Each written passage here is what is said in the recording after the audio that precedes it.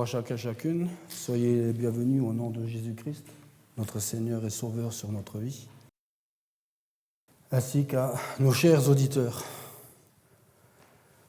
Le thème de ce matin de la prédication sera sur la sanctification générale. J'en avais déjà parlé lors de ma précédente prédication du 24 décembre. C'était lors d'une prédication suivie. Mais aujourd'hui sera une sanctification générale. C'est quoi exactement la sanctification? On ne peut pas parler d'un thème sans le comprendre exactement. La sanctification est un sujet qui n'est pas toujours bien compris, où il nous est difficile de mesurer son importance. Pourtant, les textes des Écritures sont très éloquents sur la sanctification. Elle est citée parmi les choses que nous devons rechercher en priorité, car elle est indispensable pour se tenir devant le Seigneur. Tout d'abord, nous devons savoir et comprendre qui est Dieu et qu'est-ce que Dieu veut pour nous dans notre vie. Nous mesurons l'importance de la sanctification à l'aide de cette parole, et je vous invite à vous mettre debout et à ouvrir votre Bible pour la lecture de la parole de Dieu. Et je vais faire la lecture de 2 versets. Hébreux 12, verset 14 et Romains 1, des versets 1 à 6. Et que Dieu bénisse sa parole. Hébreux 12, verset 14 nous dit ceci. Recherchez la paix avec tous et la sanctification sans laquelle personne ne verra le Seigneur. Romains 1, verset 1 à 6 nous dit Paul, serviteur de Jésus-Christ, appelé à être apôtre, mis à part pour annoncer l'évangile de Dieu, qui avait été promis auparavant de la part de Dieu par ses prophètes dans les Saintes Écritures, et qui concerne son Fils, né de la postérité de David selon la chair, et déclaré Fils de Dieu avec puissance selon l'esprit de sainteté par sa résurrection d'entre les morts. Jésus-Christ, notre Seigneur, par qui nous avons reçu la grâce et l'apostolat, pour amener en son nom à l'obéissance de la foi tous les païens, par lesquels vous êtes aussi, vous qui avez été appelés par Jésus-Christ, à tous ceux qui, à Rome, sont bien-aimés de Dieu, appelés à être saints. Que la grâce et la paix vous soient données de la part de notre Dieu, notre Père et du Seigneur Jésus-Christ. Qui est Dieu? Vous pouvez vous remettre assis.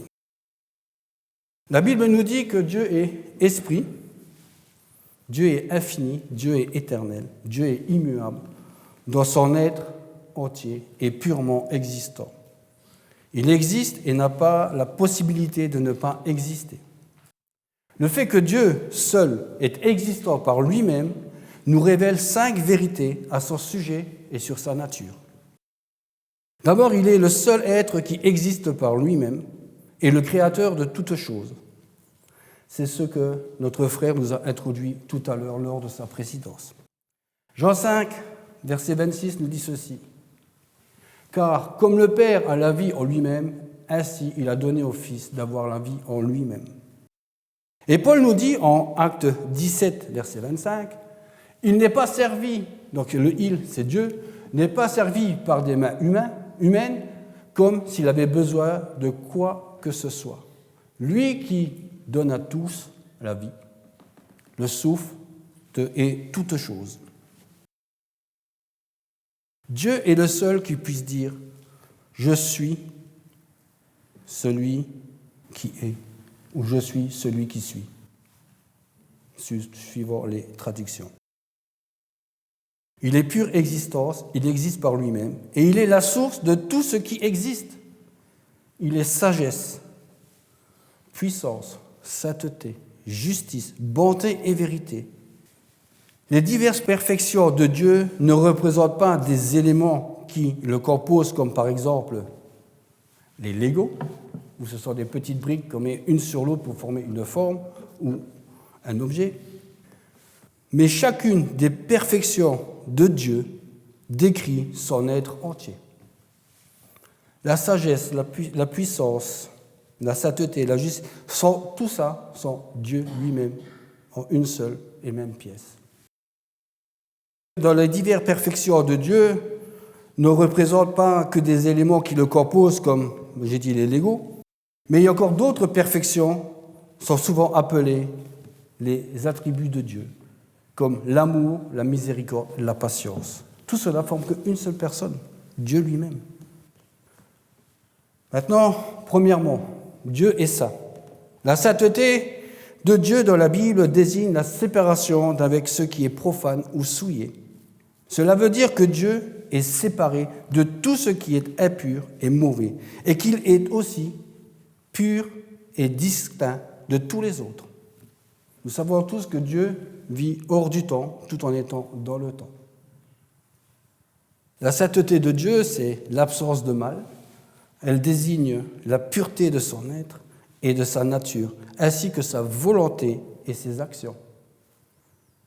Si tu as une vraie et juste conception de qui est Dieu et de la sainteté de Dieu, cela devrait te faire prendre conscience de ton état de pécheur et de péché.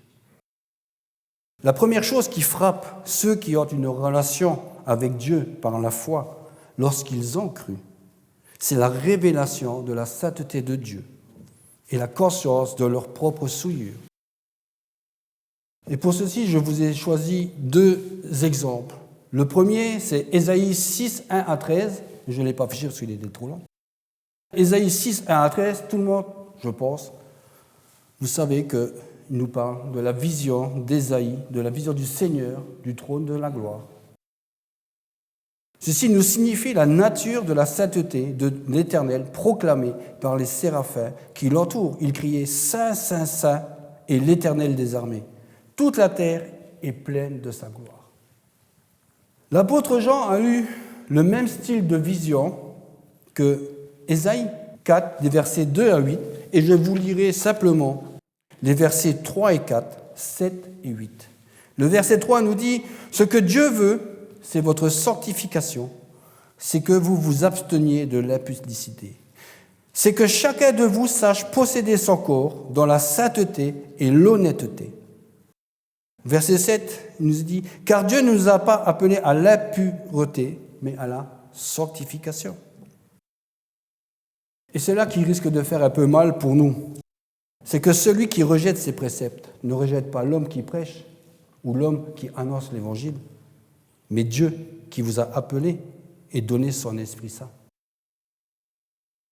Par la lecture de ces 2 passages, nous devrions prendre conscience de la nature de Dieu, une sainteté incomparable, une pureté parfaite, une lumière éblouissante, insoutenable. C'est ce que la parole de Dieu nous dit que nous ne pouvons pas voir la gloire de Dieu et vivre. Mais dans sa grâce, Dieu nous a envoyé son Fils qui reflétait la gloire de Dieu. Pour nous aujourd'hui, et ceux de l'époque de Jésus et des apôtres, la sainteté de Dieu est révélée, comme je l'ai dit, dans le Fils, dans notre Seigneur Jésus-Christ, d'une manière plus accessible, par sa nature pure et sans tache, par la puissance des miracles que Jésus a fait durant son ministère terrestre et par l'éclat de sa gloire manifestée à 3 de ses disciples sur la montagne. En Matthieu 7, verset 1. 6 jours après, Jésus prit avec lui Pierre, Jacques et Jean, son frère, et il les conduit à l'écart sur une haute montagne. Il fut transfiguré devant eux, son visage resplendit comme le soleil et ses vêtements devinrent blancs comme la lumière. Maintenant qu'on a vu qui était Dieu et comment Dieu s'est révélé aux hommes à travers son Fils Jésus-Christ, nous allons voir le deuxième point.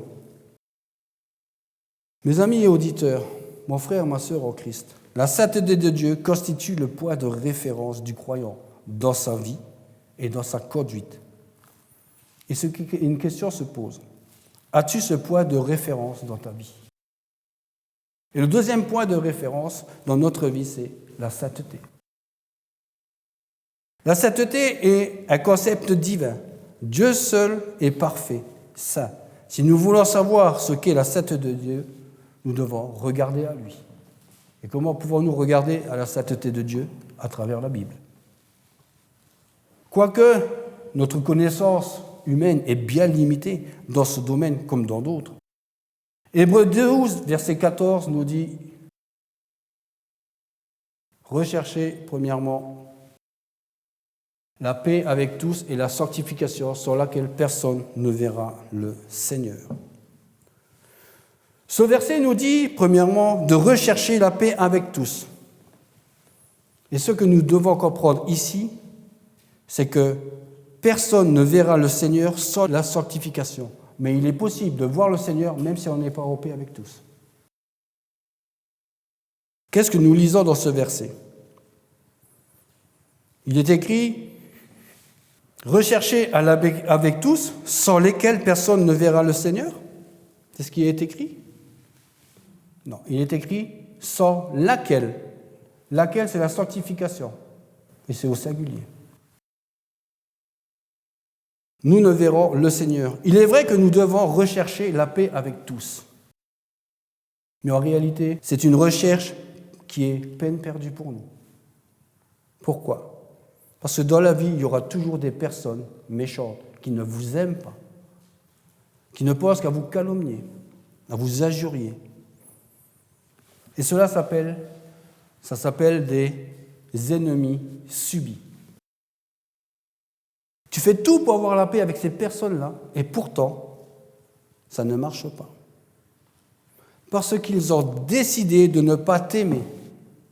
Et cela est valable même dans nos familles. Nous avons des familles aujourd'hui qui sont séparées, déchirées. Mais nous, en tant qu'enfants de Dieu, nous devons rechercher la paix avec tous. Rechercher, c'est à nous de le faire. C'est à nous de faire cet effort, et non pas à Dieu. Pour cela, nous avons les principes bibliques. Je vais vous donner quelques exemples d'ennemis subis. Premier exemple, les pharisiens. Des personnes qui ont mis Jésus-Christ à la croix, alors qu'ils savaient pertinemment qu'il n'avait rien fait et qu'il n'avait en lui aucun péché. Jésus a eu que des ennemis subis pendant son ministère terrestre. Pourtant, il a été ressuscité et élevé au ciel. Nous pouvons être des ennemis pour les autres. Je vous répète, nous pouvons être des ennemis pour les autres. Mais en tant qu'enfants de Dieu, nous n'avons pas à avoir d'ennemis, car nous sommes appelés à aimer notre prochain. Mais qu'est-ce qui conditionne notre salut? C'est de voir la sainteté de Dieu et de ne pas être en paix avec tous. J'explique. Nous devons faire l'effort autant que possible pour être en paix avec tous. Pourquoi? Parce que mon frère, ma sœur et auditeur, c'est la sanctification qui nous permet de voir le Seigneur. Nous devons comprendre ici que c'est toi, si c'est toi qui crée les problèmes, qui refuse de pardonner, alors tu n'es plus dans la sanctification que Dieu te demande de faire. Donc ta relation avec le Seigneur est sur une voie de garage. Jusqu'au jour où tu demanderas pardon à la personne ou, si tu as un péché, devant le Seigneur. Cela ne t'empêchera pas d'être au ciel, mais tu seras loin de la présence de Dieu. Mais réjouissons-nous, la parfaite paix entre nous sur terre n'existe pas. Et nous l'aurons lorsque le Seigneur viendra nous chercher pour nous emmener dans le ciel avec lui. Ce jour-là, il y aura une paix parfaite entre chaque enfant de Dieu. Pourquoi? Parce que nous sommes l'Église qui est son épouse. Mais aussi, Jésus nous a laissé sa paix, pas celle que le monde nous propose. Encore d'autres exemples de personnes qui ont subi des ennemis, qui ont subi, oui, comme je dis, qui ont eu des ennemis subis. Nous avons David, nous avons Jésus, nous avons eu Paul. Et nous avons pu voir à travers différentes études bibliques sur Actes combien de fois Paul a eu des ennemis subis. Combien de fois il a dit « j'ai été flagellé ou martyrisé jusqu'à même passer pour mort ». Donc, nous devons le savoir, nous aurons tous des ennemis subis dans notre marche avec le Seigneur. Maintenant, qu'est-ce que ça veut dire la sanctification? La sanctification, c'est être mis à part pour Dieu et pour sa gloire.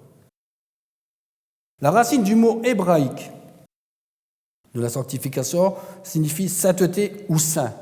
Et cette sainteté ou être saint a deux significations. La première, comme je vous l'ai dit, être mis à part pour un usage exclusif, c'est-à-dire être séparé de quelque chose. En l'occurrence, en Christ, nous ne sommes plus du monde, mais nous vivons dans un monde perdu, sans Dieu. Donc, nous sommes aux yeux de Dieu, par le Saint-Esprit qui habite en nous, considérés comme sacrés, par opposition à tout ce qui est profane. Être saint aux yeux de Dieu, c'est être sans tache, ni ride, ni rien de semblable. Éphésiens 5, versets 25 à 27 nous dit « Marie, aimez vos femmes, comme Christ a aimé l'Église. Il s'est livré lui-même pour elle, afin de la sanctifier par la parole, après l'avoir purifiée par le baptême d'eau, afin de faire paraître devant lui cette Église glorieuse, sans tache ni ride, ni rien de semblable, mais sainte et irréprochable. »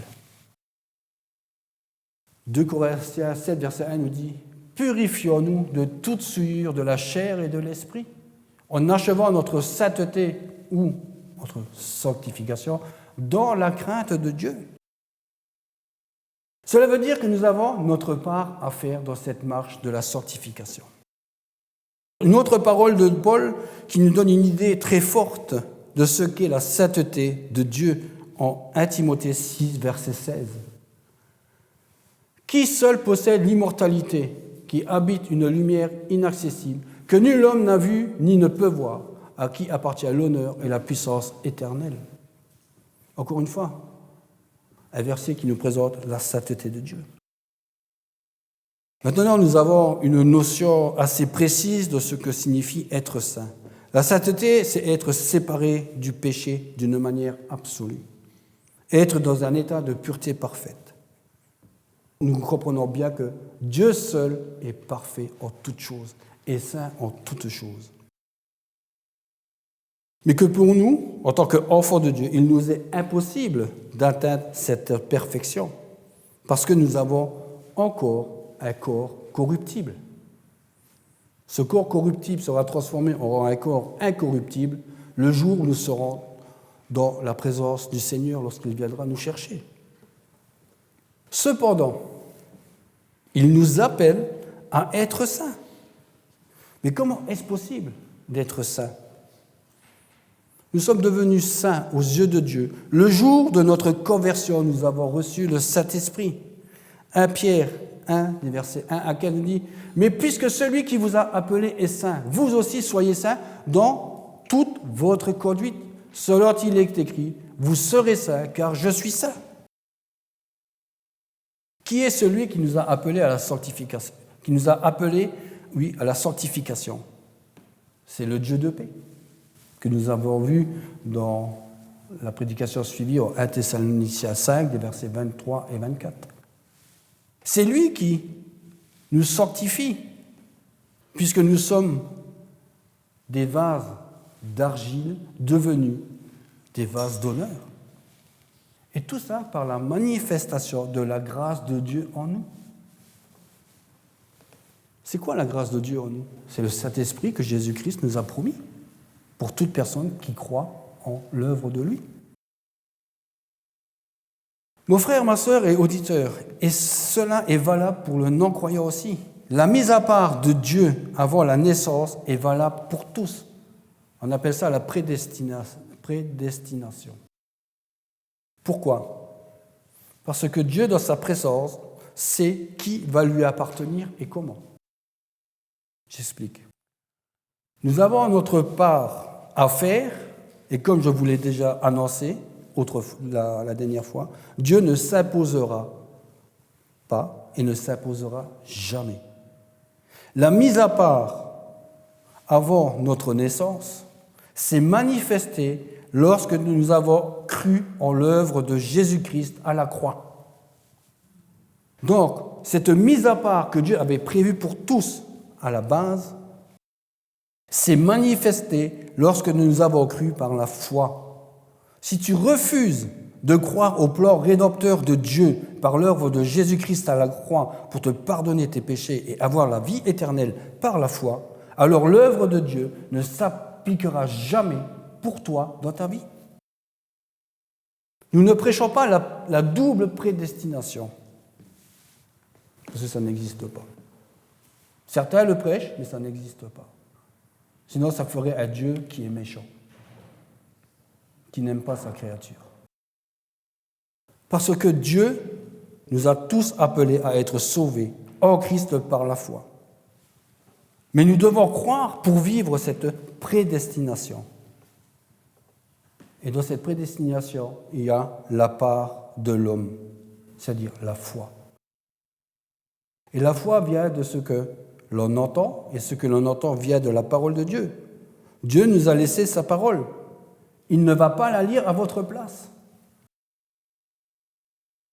Oui, Dieu te laisse libre de choisir le chemin de la vie ou celui de la mort, qui te mènera tout droit à l'enfer. Je crois en la responsabilité de l'homme dans son salut. Je crois en la responsabilité de l'homme dans sa sanctification personnelle. Même si Dieu t'a choisi, tu as ta part à faire. Et ceci est valable pour toutes les époques. Dieu ne change pas. Il reste le même hier, aujourd'hui et demain, éternellement. Par contre, le fait d'être sous la grâce de Dieu ne nous autorise pas à vivre dans la souillure du péché. La sainteté de Dieu est la marque distinctive de ceux qui lui appartiennent. 2 Timothée 2, verset 19. Néanmoins, le solide fondement de Dieu reste debout, avec ses paroles qui lui servent de sceau. Le Seigneur connaît ceux qui lui appartiennent, et quiconque prononce le nom du Seigneur, qu'il s'éloigne de l'iniquité. Si tu prononces à haute voix, ou que tu proclames dans la rue, Jésus-Christ est mon Seigneur, et que tu vis encore dans l'impureté, pose-toi des questions. La sainteté de Dieu dans notre vie, c'est aussi le témoignage d'une vie régénérée, mais qui provoque aussi la haine de l'ennemi, venant de la part des incroyants, ou comme la Bible nous le dit, des incrédules qui n'acceptent pas la parole de Dieu. Jean 17, verset 14 nous dit « Je leur ai donné ta parole et le monde les a haïs, parce qu'ils ne sont pas du monde, comme moi je ne suis pas du monde. En Jésus-Christ, nous ne sommes plus du monde, même si nous vivons dans ce monde. » Ce que Dieu veut, et nous devons le savoir, c'est que les enfants de Dieu soient saints, c'est-à-dire des hommes et des femmes rachetés par le sang de son Fils Jésus-Christ, qui marchent de façon digne de l'Évangile, c'est-à-dire dans la sainteté. Tite 2,11 nous dit « Car la grâce de Dieu, source de salut pour tous les hommes, a été manifestée. Elle nous enseigne à renoncer à l'impiété et aux convoitises mondaines, et à vivre dans le siècle présent selon la sagesse, la justice et la piété. En attendant la bienheureuse espérance et la manifestation de la gloire du grand Dieu et de notre Sauveur Jésus-Christ, qui s'est donné lui-même pour nous, afin de nous racheter de toute iniquité et de se faire un peuple qui lui appartienne, purifié par lui et zélé pour les bonnes œuvres. » Mes amis et auditeurs, la sanctification est le seul moyen de sanctifier la présence du Seigneur dans notre vie, comme nous pouvons le lire en 1 Pierre 3,15. Sanctifiez dans vos cœurs Christ le Seigneur. Sanctifiez dans vos cœurs Christ le Seigneur. Troisièmement, c'est quoi marcher selon la sainteté? Et en quoi consiste cette marche? Cette marche consiste à rechercher la sanctification. Il s'agit d'une recherche, d'une préoccupation et d'un but à atteindre. Le désir d'une vie sanctifiée pour Dieu est la normalité pour ceux qui se prétendent être des enfants de Dieu. 1 Pierre 1, versets 14 à 16 nous dit « Comme des enfants obéissants, ne vous conformez pas aux convoitises que vous aviez autrefois, quand vous étiez dans l'ignorance. Mais puisque celui qui vous a appelé est saint, vous aussi soyez saints dans toute votre conduite. Selon qu'il est écrit, vous serez saints, car je suis saint. » Mais cette marche de sanctification est trop souvent négligée. Pourquoi ? Il y a plusieurs raisons à cela. Parce que nous ne sommes pas suffisamment conscients de son importance, de cette sanctification. Et nous en comprenons mal la pratique. Et enfin, nous confondons sanctification et perfection. Alors nos échecs nous découragent. Comment puis-je vivre une vie de sanctification ? Je pêche. Nous péchons tous, mais nous avons par la foi le moyen de demander pardon au Seigneur. Nous sommes dans un monde corrompu qui nous entoure, qui nous enveloppe. Et tout ce que nous voyons à la télé ou écoutons, nous pouvons écouter aux informations, aussi bien radio que Internet, n'est que corruption, mensonge et souillure. Pourtant, elle est essentielle à notre équilibre dans notre vie spirituelle. C'est pourquoi elle est la volonté de Dieu à notre égard. 1 Thessaloniciens 4, versets 1 à 5 nous dit ceci. Mais je veux encore une fois vous dire que le verset 3 et 4, et comme je l'ai déjà lu tout à l'heure, ce que Dieu veut, c'est votre sanctification, c'est que vous vous absteniez de l'impudicité, c'est que chacun de vous sache posséder son corps dans la sainteté et l'honnêteté. Car Dieu ne nous a pas appelés à l'impureté, mais à la sanctification.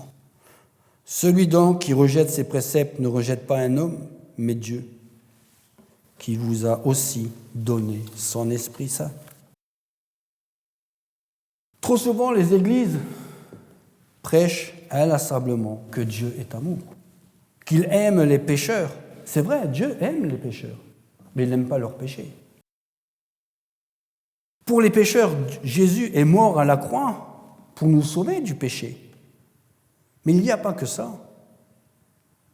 Il faut aussi préciser la nature de l'amour divin et se souvenir de ce que Jésus dit d'une certaine catégorie de personnes. Et ceci est adressé pour les prédicateurs et les pasteurs, mais aussi pour les enseignants. Vous qui prêchez que l'amour de Dieu, Dieu t'aime, et vous dites à vos brebis, tu as péché, c'est pas grave.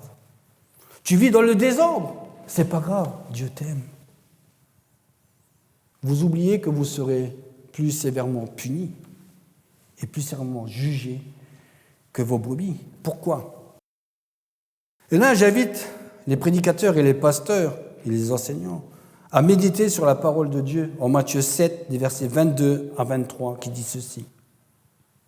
Plusieurs me diront en ce jour-là, Seigneur, Seigneur, n'avons-nous pas prophétisé par ton nom ?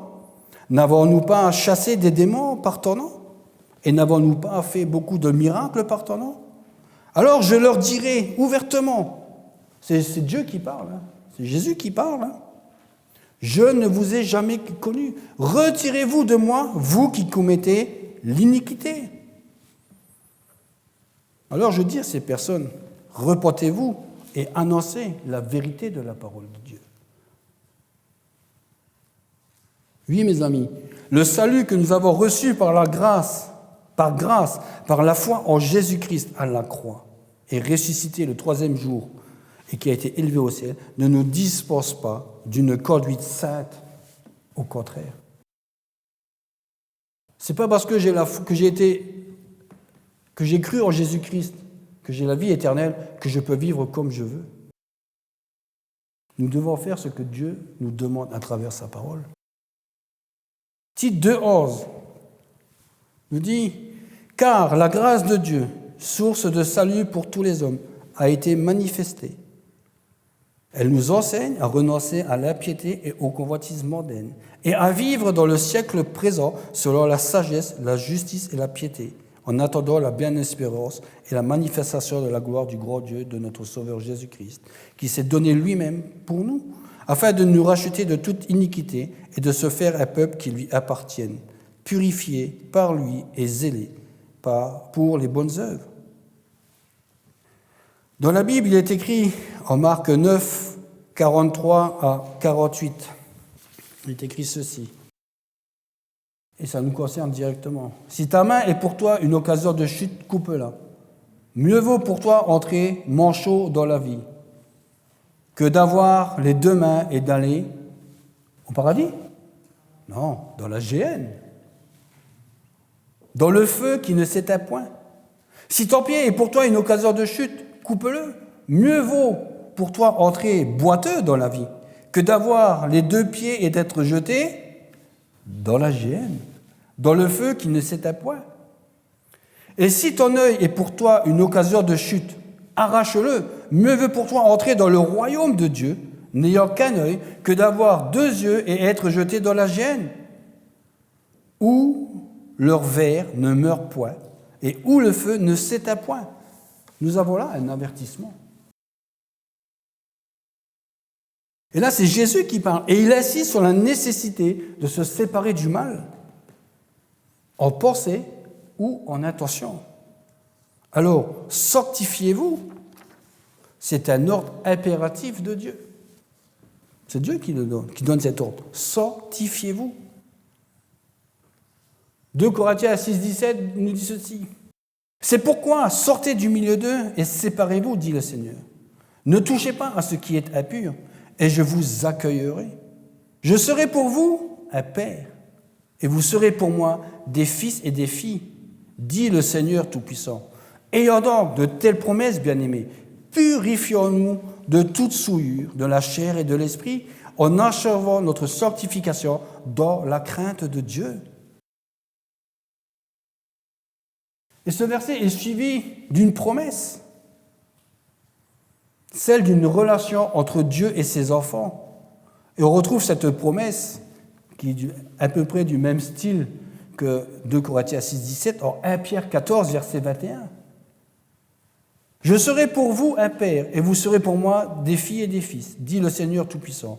Alors, si nous invoquons comme Père celui qui juge selon l'œuvre de chacun, sans acception de personne, conduisons-nous avec crainte pendant le temps de notre pèlerinage, sachant que ce n'est pas par des choses périssables, par de l'argent ou de l'or, que vous avez été rachetés de la vaine manière de vivre que vous aviez hérité de vos pères, mais par le sang précieux de Christ, comme d'un agneau sans défaut et sans tache, prédestiné avant la fondation du monde et manifesté à la fin des temps.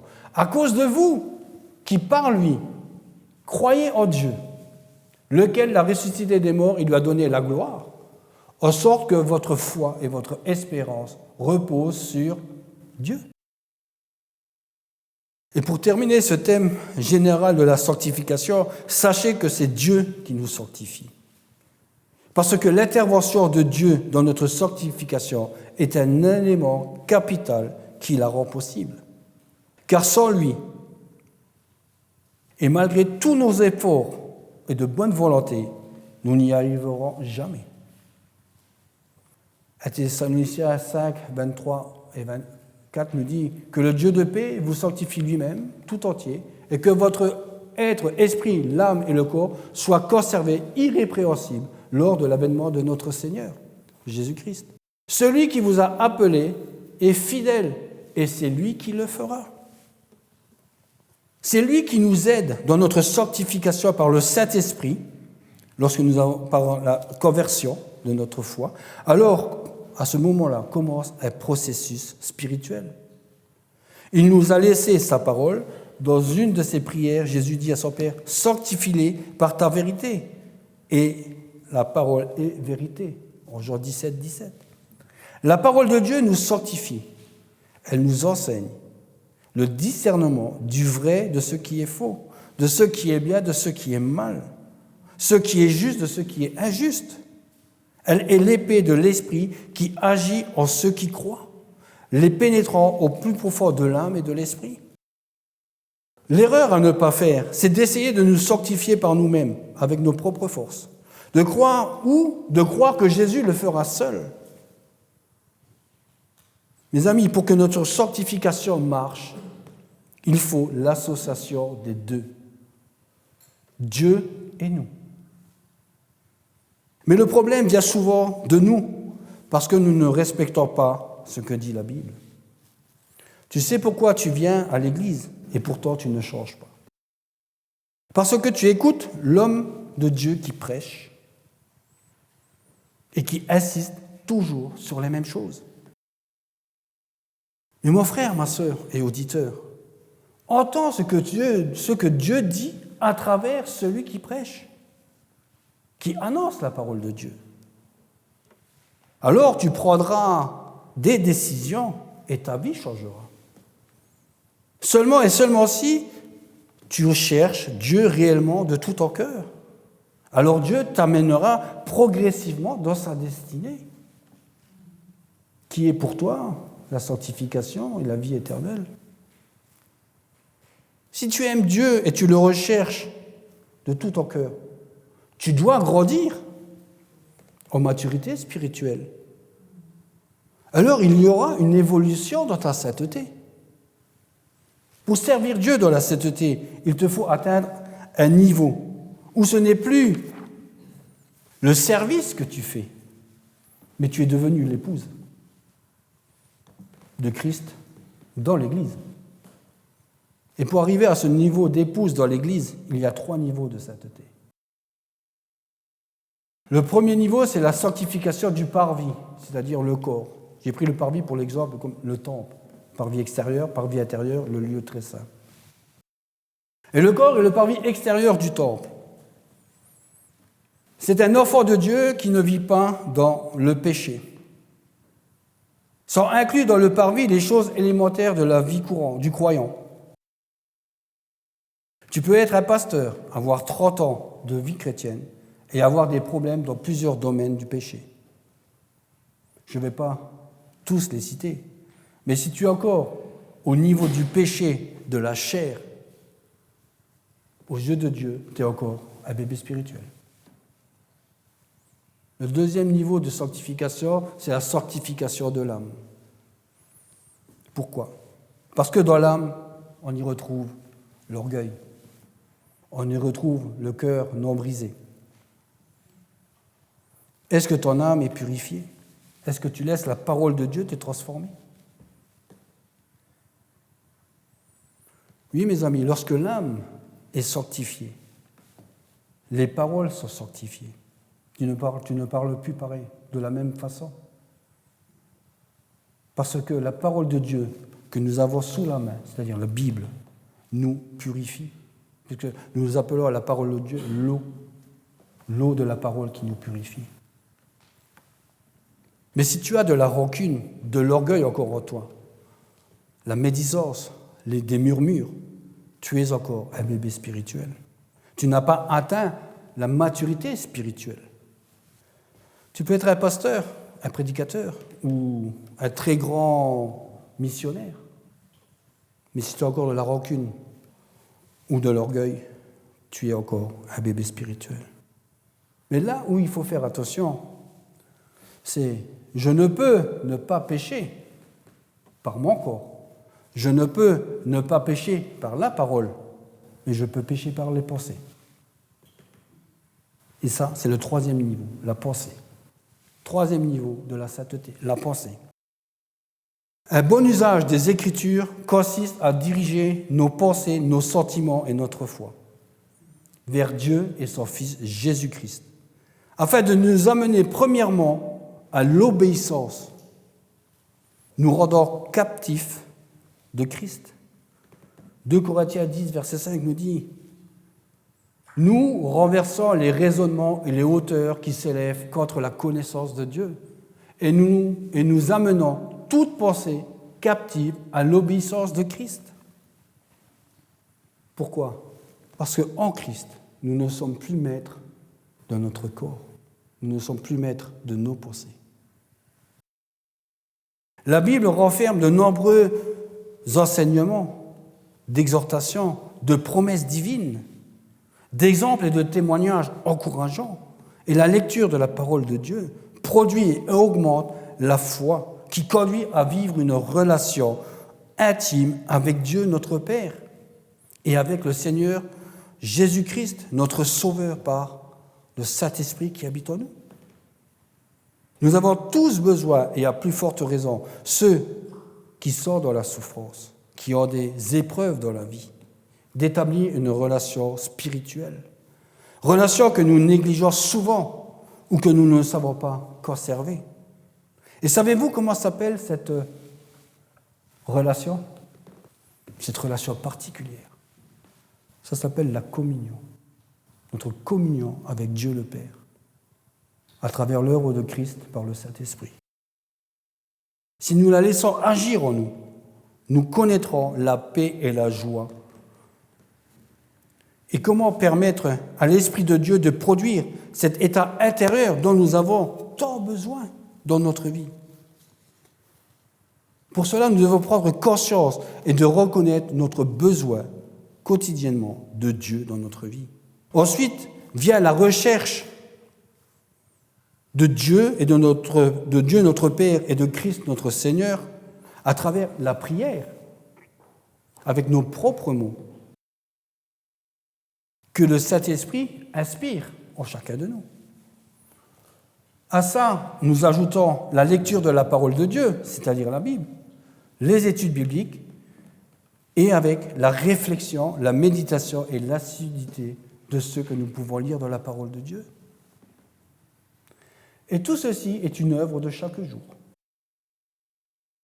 Les Écritures parlent de la sanctification comme d'une œuvre en cours à achever. Hébreux 12, 1. Nous donc aussi, puisque nous sommes environnés d'une si grande nuée de témoins, rejetons tout fardeau et le péché qui nous enveloppe si facilement, et courons avec persévérance dans la carrière qui nous est ouverte, ayant les regards sur Jésus, le chef et le consommateur de la foi, qui, en vue de la joie qui lui était réservée, a souffert la croix, méprisé l'ignominie, et s'est assis à la droite du trône de Dieu. Considérez en effet celui qui a supporté contre sa personne une telle opposition de la part des pécheurs, afin que vous ne vous lassiez point, l'âme découragée, vous n'avez pas encore résisté jusqu'au sang en luttant contre le péché. C'est une métaphore qui présente la vie dans la foi comme exigeante et nécessitant de durs efforts. Nous revenons toujours à notre relation personnelle avec le Seigneur Jésus-Christ. C'est en lui et de lui que nous recevons toutes choses et par conséquent notre sanctification. Et nous devons regarder toujours à celui qui est l'objet de notre foi et de notre salut, qui est Christ. Je t'invite à t'abandonner entièrement à celui qui vit en toi. Laisse l'Esprit de Dieu vivre en toi en lui laissant la première place. Laisse le Jésus en qui tu as cru, en qui j'ai cru, en qui nous avons cru, vivre en toi avec la foi en Christ. C'est croire que tu es saint par lui et pour lui. 1 Pierre 15, verset 7 nous dit « Puisque celui qui vous a appelé est saint, vous aussi soyez saints dans toute votre conduite. Vous serez saints car je suis saint. » Et ceci m'amène à la conclusion. Vous savez en effet quel précepte, c'est 1 Thessaloniciens 4, verset 2 et verset 8. Vous savez en effet quel précepte nous avons donné de la part du Seigneur Jésus. Celui qui rejette ces préceptes ne rejette pas un homme, mais Dieu qui vous a aussi donné son Saint-Esprit. Nous retrouvons où tous ces préceptes? Dans la Bible. Et réfléchissons à cette parole de l'Écriture, Hébreux 12, 14. Sans la sanctification, personne ne peut voir le Seigneur. Et une autre parole qui devrait nous interpeller, c'est Éphésiens 4, verset 30. N'attristez pas le Saint-Esprit par lequel vous avez été scellés pour le jour de la rédemption. Nous sommes le temple du Saint-Esprit. Et je vous invite à réécouter la prédication de notre pasteur qu'il a faite le 17 décembre 2023 sur justement il nous parle de ne pas attrister le Saint-Esprit. C'est vrai, se sanctifier est une tâche qui nous incombe et qui est difficile. Mais c'est de notre responsabilité. Cela demande des efforts et une démarche personnelle. Et c'est surtout de notre responsabilité d'être digne de marcher selon l'Évangile, d'être digne de l'Évangile. Et pour marcher digne de l'Évangile, consiste à faire un choix, un engagement et de l'aide du Saint-Esprit pour y parvenir. Oui, gloire à Dieu. Dieu ne nous reproche pas notre nature pécheresse, mais ce qu'il nous reproche, c'est que nous ne crucifions pas suffisamment notre chair à la croix. Il ne nous demande pas non plus de le faire seul et de le suivre avec détermination et persévérance. Non. Il nous promet de nous y accompagner puisque c'est lui qui le fera, puisqu'il nous a donné le Saint-Esprit et il te parlera au travers de sa parole, à condition de la lire. Que celui qui a commencé une bonne œuvre dans ta vie, dans nos vies, c'est aussi lui qui te guidera si tu lui laisses la première place et que tu lui obéisses. Parce que sans la sanctification, nul ne verra Dieu. Et ce que je dis est valable pour moi, pour toi, pour vous, pour tous ceux qui annoncent et proclament la parole de Dieu. Examine-toi et pose-toi la question en toute honnêteté. Es-tu un bébé spirituel ou un homme mature spirituellement? Et pour les pasteurs et prédicateurs, êtes-vous des serviteurs ou des véritables hommes de Dieu? Que la paix de Dieu soit avec vous tous qui êtes en Jésus-Christ. Amen.